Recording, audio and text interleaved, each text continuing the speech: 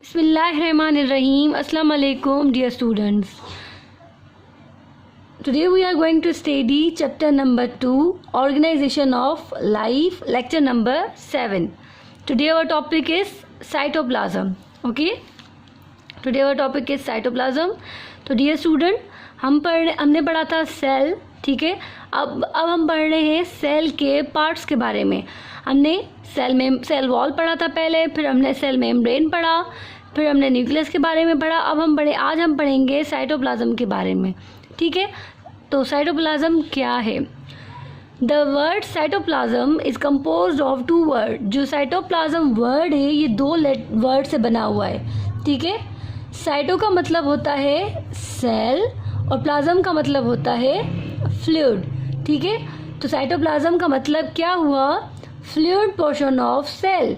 Cell का जो fluid portion होता है उसे हम कहते हैं साइटोप्लाज्म, ठीक है. साइटोप्लाज्म को जेली लाइक सबस्टेंस भी कहा जाता है, ठीक है. अब साइटोप्लाज्म सेल के किस पोर्शन पे, किस पोजीशन पे, किस जगह पर होता है, ठीक है. तो साइटोप्लाज्म सेल के कौन से पार्ट में प्रेजेंट होता है? ये यहाँ पर अगर आप इस डायग्राम को देखें तो ये एक एनिमल सेल का डायग्राम है, ठीक है. कौन से सेल का? एनिमल सेल का डायग्राम है. हमने सेल के बारे में डिस्कस किया था जब हमने सेल के पार्ट्स के बारे में भी पढ़ा था. तो ये एक सेल है. सेल के सेंटर पर क्या प्रेजेंट होता है? न्यूक्लियस होता है, माइटोकॉन्ड्रिया होता है, ठीक है. गोल्जी कॉम्प्लेक्स भी प्रेजेंट होता है, एंडोप्लाज्मिक रेटिकुलम भी होता है, ठीक है. और आउटर मोस्ट जो कवरिंग होती है उसको क्या कहते हैं? सेल मेम्ब्रेन, ठीक है. अब ये जो सारे सेल के ऑर्गेनेल्स हैं, गोल्जी बॉडी, न्यूक्लियस, ER, ये जो सारी चीज़ें हैं सेल के अंदर प्रेजेंट हैं, ये जिस प्लेस में, जिस स्पेस में प्रेजेंट होती हैं, ये एक टाइप का फ्लूइड होता है और ये इसको हम कहते हैं साइटोप्लाज्म, ठीक है. साइटोप्लाज्म क्या हुआ? साइटोप्लाज्म जिस सेल का वो हिस्सा है जिसमें बाकी ये सारे जो ऑर्गेनेल्स हैं ये प्रेजेंट होते हैं, उस हिस्से को हम कहते हैं साइटोप्लाज्म, जिसके अंदर ये सारी चीज़ें प्रेजेंट होती हैं, ठीक है. ये जो आप देख रहे हैं जिसके अंदर ये सारी प्रेजेंट है, ये साइटोप्लाज्म है, ठीक है. ये हो गया हमारा साइटोप्लाज्म, ये वाला पोर्शन, ठीक है. अब कुछ एनिमल्स ऐसे होते हैं कि उनमें साइटोप्लाज्म के 2 रीजन्स होते हैं, ठीक है. फॉर एग्जांपल 2 रीजन कैसे? एक होता है एक्टोप्लाज्म, दूसरा होता है एंडोप्लाज्म. एक्टोप्लाज्म क्या है? एक्टोप्लाज्म एक आउटर क्लियर रीजन है और एंडोप्लाज्म क्या होता है? एंडोप्लाज्म एक इनर ग्रेनुलर रीजन है. अभी आपको मैं डायग्राम की मदद से समझाती हूँ, ठीक है. ये एक एनिमल सेल है, ठीक है. अब यहाँ पर ये देखें, ये हो गई सेल मेम्ब्रेन और ये हो गया साइटोप्लाज्म. अब अगर यहाँ इस लेयर को आप देखेंगे तो साइटोप्लाज्म के 2 रीजन हैं. ये जो आउटर लेयर है साइटोप्लाज्म की, इसको हम कहते हैं एक्टोप्लाज्म, ठीक है. और ये जो इनर पोर्शन है साइटोप्लाज्म का, इसको हम कहेंगे एंडोप्लाज्म, ठीक है. अब ये जो आउटर रीजन है ये क्लियर रीजन होता है, मतलब ये पूरा खाली होता है, इसमें कुछ भी नहीं होता, तो इसीलिए ये क्लियर रीजन होता है. और जो एंडोप्लाज्म है उसके अंदर mitochondria, nucleus, endoplasmic reticulum, Golgi complex और भी बहुत सारी चीज़ें प्रेजेंट होती है, तो इसीलिए हम इसको कहते हैं इनर ग्रेन्युलर, ठीक है. तो एक्टोप्लाज्म को आउटर क्लियर रीजन क्यों कहते हैं? क्योंकि ये बिल्कुल प्लेन खाली होता है, इसमें कोई चीज़ प्रेजेंट नहीं होती. और जो एंडोप्लाज्म जो है उसको हम इनर ग्रेनुलर क्यों कहते हैं? क्योंकि उसके अंदर काफ़ी सारी चीज़ें प्रेजेंट होती हैं, ठीक है. तो कुछ एनिमल्स में साइटोप्लाज्म के 2 रीजन ये होते हैं. अब हम देखते हैं साइटोप्लाज्म के स्ट्रक्चर को, ठीक है जी. Structure of cytoplasm. तो अब साइंटिस्ट ने क्या किया? जब साइंटिस्ट ने सेल को डिस्कवर किया था तो उन्होंने क्या किया? उन्होंने साइटोप्लाज्म को माइक्रोस्कोप में ऑब्जर्व किया. जब साइंटिस्ट ने साइटोप्लाज्म को माइक्रोस्कोप में ऑब्जर्व किया तो उन्होंने देखा कि साइटोप्लाज्म के अंदर जो है बहुत सारी चीज़ें प्रेजेंट है. साइटोप्लाज्म है क्या? साइटोप्लाज्म एक फ्लूइड पोर्शन है. पहले तो साइटोप्लाज्म उन्होंने देखा कि साइटोप्लाज्म एक फ्लूइड पोर्शन है सेल का, जो कि प्रेजेंट होता है प्लाज्मा मेम्ब्रेन और न्यूक्लियर मेम्ब्रेन के बिटवीन में। अब इस डायग्राम में अगर आप देखें तो ये है न्यूक्लियस और उसके आउटर कवरिंग क्या है, न्यूक्लियर मेम्ब्रेन, और ये है सेल मेम्ब्रेन। ठीक है, तो इस न्यूक्लियर मेम्ब्रेन से लेकर सेल मेम्ब्रेन तक जो पोर्शन होता है उसको हम क्या कहते हैं, साइटोप्लाज्म। ठीक है, न्यूक्लियर मेम्ब्रेन से लेकर सेल मेम्ब्रेन तक जितना भी पोर्शन होता है, न्यूक्लियर मेम्ब्रेन से सेल मेम्ब्रेन तक जितना पोर्शन होता है उसको हम कहते हैं साइटोप्लाज्म। ठीक है, तो ये साइटोप्लाज्म होता है। और साइंटिस्ट ने माइक्रोस्कोप में जब साइटोप्लाज्म को ऑब्जर्व किया तो उन्होंने देखा ये एक फ्लूइड है। ठीक है, पर इस फ्लूइड में और भी बहुत सारी चीज़ें प्रेजेंट होती हैं, जैसे कि उन्होंने देखा कि साइटोप्लाज्म में डिफरेंट ऑर्गेनील्स प्रेजेंट है, जैसे कि माइटोकॉन्ड्रिया हो गया, गोल्जी कॉम्प्लेक्स हो गया, सेंट्रियोल्स हो गए, एंडोप्लाज्मिक रेटिकुलम। ठीक है, उसके अलावा उन्होंने देखा कि साइटोप्लाज्म के अंदर फिलामेंट का नेटवर्क है। ये देखें, यहाँ पर मैंने कुछ फिलामेंट्स का नेटवर्क बनाया हुआ है।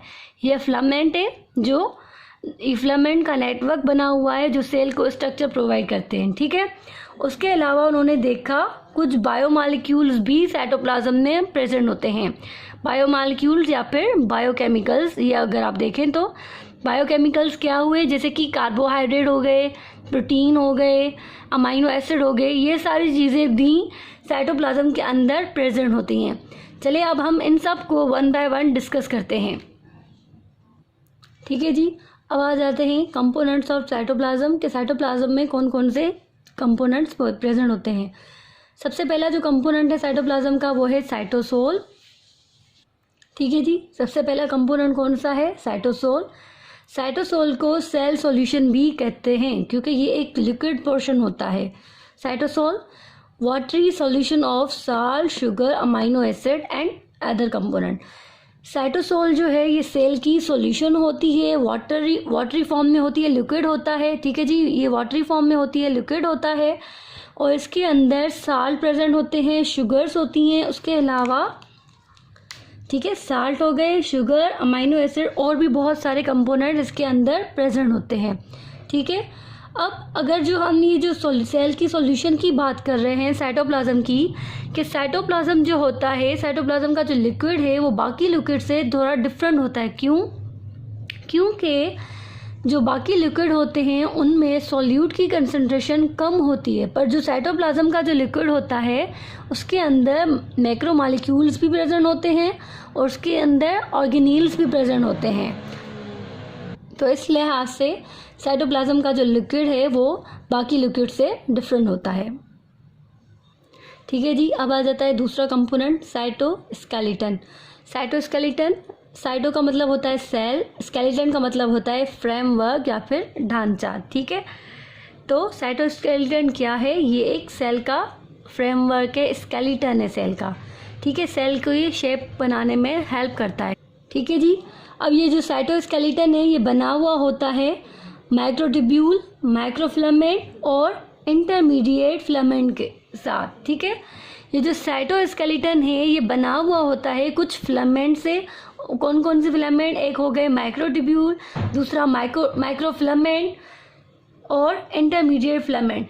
जब हम स्ट्रक्चर के बारे में पढ़ रहे थे तो मैंने आपको बताया था कि सेल के अंदर कुछ फिलामेंट्स भी, साइटोप्लाज्म के अंदर कुछ फिलामेंट भी माइक्रोस्कोप में नज़र आई थी। कौन कौन सी फिलामेंट, ये देखें इस तरीके से, तो ये फिलामेंट होती हैं। अब माइक्रोट्यूब्यूल क्या है, माइक्रोट्यूब्यूल जो हैं ये ट्यूब लाइक होते हैं, जैसे कि यहाँ पर मैंने एक ट्यूब बनाया हुआ है। माइक्रोट्यूब्यूल जो हैं ये ट्यूब की तरह होते हैं। माइक्रोफिलामेंट जो हैं ये थ्रेड लाइक स्ट्रक्चर होते हैं, किसकी तरह, थ्रेड। ठीक है, ये थ्रेड लाइक स्ट्रक्चर्स होते हैं। और इंटरमीडिएट फिलामेंट जो हैं ये ऐसा स्ट्रक्चर है जो कि माइक्रोट्यूब्यूल और माइक्रोफिलामेंट के बिटवीन का टाइप होता है, उनके तरह होता है। इंटरमीडिएट फिलामेंट जो है वो माइक्रोट्यूब्यूल और माइक्रोफिलामेंट के मिक्सअप होता है। ठीक है, तो ये हो गया साइटोस्केलेटन। तो साइटोस्केलेटन बना हुआ होता है कुछ फिलामेंट से, और ये फिलामेंट जो है मिलकर सेल का स्ट्रक्चर बनाते हैं। ठीक है, ये क्या करते हैं, सेल को स्ट्रक्चर प्रोवाइड करते हैं। साइटोस्केलेटन जो है उसका एक और काम होता है कि साइटोस्केलेटन प्रोटीन के साथ मिलकर साइटोप्लाज्म की मूवमेंट करवा रहा होता है। उस मूवमेंट को हम कहते हैं साइक्लोसिस। साइक्लोसिस क्या है? साइक्लोसिस जो है साइटोप्लाज्म की मूवमेंट को हम कहते हैं।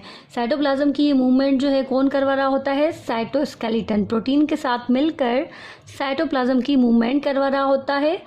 उस मूवमेंट का नाम होता है साइक्लोसिस। ठीक है जी। बायोमॉलिक्यूल्स। अब बायोमॉलिक्यूल कौन कौन से सेल के अंदर साइटोप्लाज्म में प्रेजेंट होते हैं? प्रोटीन हो गया, कार्बोहाइड्रेट्स, लिपिड्स, पिगमेंट और भी बहुत कुछ। ठीक है। अब कार्बोहाइड्रेट्स जो हैं, कार्बोहाइड्रेट साइटोप्लाज्म में होना ज़रूरी है। जैसे कि ग्लूकोज, ग्लाइकोजन जो है वो क्या करते हैं? सेल को एनर्जी प्रोवाइड करते हैं। ठीक है। उसके अलावा लिपिड्स, लिपिड्स भी जो है ये भी एनर्जी का बहुत ही इंपॉर्टेंट सोर्स है। क्या है? एनर्जी का इंपॉर्टेंट सोर्स है। उसके अलावा ये सेल मेम्ब्रेन में भी प्रेजेंट होता है। इसी तरह प्रोटीन भी एनर्जी का सोर्स है और उसके अलावा कुछ पिगमेंट भी साइटोप्लाज्म के अंदर प्रेजेंट होती हैं, जैसे कि मेलानिन। मेलानिन एक पिगमेंट है जो कि हमारे स्किन के सेल में प्रेजेंट होता है। ठीक है। तो ये सारी चीज़ें जो हैं ये बायोमॉलिक्यूल्स हैं जो कि साइटोप्लाज्म के अंदर प्रेजेंट होती हैं। देखें जी, ये बायोमॉलिक्यूल्स हैं डिफरेंट डिफरेंट जो सेल में प्रेजेंट होते हैं और ऐसे बहुत सारे बायोमॉलिक्यूल प्रेजेंट होते हैं और अपना अपना फंक्शन परफॉर्म कर रहे होते हैं। ठीक है जी। अब आ जाता है ऑर्गेनील्स। ऑर्गेनील्स क्या है? ऑर्गेनील्स जो हैं little organ of cell. Organelles क्या होते हैं? ऑर्गेनील जो हैं सेल के लिटिल ऑर्गन होते हैं जो सेल के अंदर स्पेसिफिक फंक्शन परफॉर्म करते हैं। फॉर एग्जांपल जैसे कि हार्ट हमारा ऑर्गन है, तो हार्ट का काम क्या होता है? ब्लड को सर्कुलेट करना। ठीक है। जैसे कि किडनी है, किडनी भी हमारा ऑर्गन है, किडनी का काम क्या होता है? फिल्ट्रेशन। तो इसी तरीके से सेल के अंदर लिटिल ऑर्गन्स प्रेजेंट होते हैं जो सेल के अंदर स्पेसिफिक फंक्शन परफॉर्म कर रहे होते हैं, जैसे कि ER, endoplasmic reticulum, Golgi body, mitochondria. ठीक है। आपको पता है ये हो गया mitochondria, Golgi complex, ER, centrioles. ये सारे ऑर्गेनील्स छोटे छोटे लिटिल ऑर्गन्स हैं सेल के जो सेल के अंदर स्पेसिफिक फंक्शन परफॉर्म कर रहे होते हैं। ठीक है। अब एंडोप्लाज्मिक रेटिकुलम का काम क्या होता है? वो प्रोटीन और लिपिड की सिंथेसिस करवा रहा होता है। ठीक है। गोल्जी बॉडी का काम क्या होता है? ये सीक्रेशन करवाता है। माइटोकॉन्ड्रिया को पावर हाउस ऑफ सेल कहते हैं क्योंकि ये सेल को एनर्जी प्रोवाइड करता है। अब हमने कंपोनेंट्स पढ़े साइटोप्लाज्म के। अब आ जाता है फंक्शन। साइटोप्लाज्म कौन कौन से फंक्शन परफॉर्म करता है? नंबर 1 फंक्शन है site of metabolic activities. Site of metabolic activities क्या होता है? ये होते हैं केमिकल रिएक्शन जो कि हमारी लाइफ के लिए बहुत ही ज़रूरी होते हैं। ठीक है। और मेटाबॉलिक एक्टिविटीज़ जो हैं वो एनर्जी प्रोड्यूसिंग रिएक्शन भी होते हैं, जैसे कि ग्लाइकोलाइसिस। एक ग्लाइकोलाइसिस जो है ठीक है। जैसे कि ग्लाइकोलाइसिस एक मॉलिक्यूल है, जैसे कि ग्लाइकोलाइसिस एक प्रोसेस है जिसमें क्या होता है? ग्लूकोज जो है ब्रेक डाउन होता है, ग्लूकोज ब्रेक होता है। जब ग्लूकोज ब्रेक होता है तो ग्लूकोज से एनर्जी प्रोड्यूस होती है। क्या प्रोड्यूस होती है? एनर्जी। ठीक है। तो ये एनर्जी जो है सेल को मिलती है और फिर सेल जो है अपना काम फंक्शन परफॉर्म करता है। तो ये जो ग्लाइकोलाइसिस का पूरा प्रोसेस है ये साइटोप्लाज्म के अंदर ही होता है। ये एक केमिकल रिएक्शन है, इसमें बहुत सारी चीज़ें इन्वॉल्व होती हैं। ठीक है जी। ठीक है जी। तो इस तरीके से मेटाबॉलिक एक्टिविटीज़ जो हैं साइटोप्लाज्म के अंदर हो रही होती हैं। उसके अलावा ठीक है जी, उसके अलावा जो है store house of biomolecule. Cytoplasm जो है वो बायोमॉलिक्यूल के स्टोर हाउस है। जैसे कि आपने पहले भी पढ़ा कि साइटोप्लाज्म में बहुत सारे बायोमॉलिक्यूल प्रेजेंट होते हैं, जैसे कि प्रोटीन, कार्बोहाइड्रेट। तो ये सारे बायोमॉलिक्यूल बायोकेमिकल साइटोप्लाज्म के अंदर स्टोर होते हैं, तो इसीलिए ये बायोमॉलिक्यूल के लिए स्टोर हाउस भी है। ठीक है। थर्ड फंक्शन क्या है? Cytoskeleton maintain shape and help in the movement. अब साइटोस्केलेटन हमने पढ़ा कि साइटोप्लाज्म के अंदर साइटोस्केलेटन होता है, जैसे कि ये ट्यूब्स, और ये साइटोस्केलेटन का काम क्या होता है, ये सेल की शेप को मेंटेन करता है, ठीक है, क्योंकि ये ट्यूब्स होते हैं, ठीक है। तो साइटोस्केलेटन सेल को शेप देता है, सपोर्ट प्रोवाइड करता है, ठीक है। उसके अलावा साइटोस्केलेटन का फंक्शन हमने पढ़ा था कि साइटोस्केलेटन प्रोटीन के साथ मिलकर साइटोप्लाज्म की मूवमेंट करवा रहा होता है। उस मूवमेंट को हम क्या कहते हैं, ठीक है जी। तो साइटोप्लाज्म के अंदर एक मूवमेंट हो रही होती है जिसको हम क्या कहते हैं, साइक्लोसिस, ठीक है। तो ये मूवमेंट जो है साइटोस्केलेटन प्रोटीन के साथ साइटोप्लाज्म की ये मूवमेंट करवा रहा होता है, ठीक है। उसके अलावा इस मूवमेंट की वजह से जो भी बायोमॉलिक्यूल सेल के अंदर प्रेजेंट होते हैं वो सेल में इक्वली डिस्ट्रीब्यूट होते हैं, ठीक है। एक ये हो गया फंक्शन। उसके अलावा फोर्थ फंक्शन क्या है कि cytoplasm provide suitable environment for organelles. Cell के अंदर जो ऑर्गेनील होते हैं, ये माइटोकॉन्ड्रिया, गोल्गी कॉम्प्लेक्स, etc, इनके साइटोप्लाज्म क्या करता है, इन ऑर्गेनील्स को एक सूटेबल एनवायरनमेंट प्रोवाइड करता है ताकि वो हर एक ऑर्गेनील अपना फंक्शन जो है इजीली कंफर्टेबली परफॉर्म कर सके, ठीक है।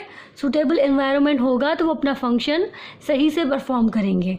तो ये था साइटोप्लाज्म और उसके फंक्शन। तो आज हमने क्या पढ़ा, हमने पढ़ा साइटोप्लाज्म के बारे में कि साइटोप्लाज्म क्या होता है, कहाँ पर प्रेजेंट होता है, उसका स्ट्रक्चर क्या है, उसका फंक्शन।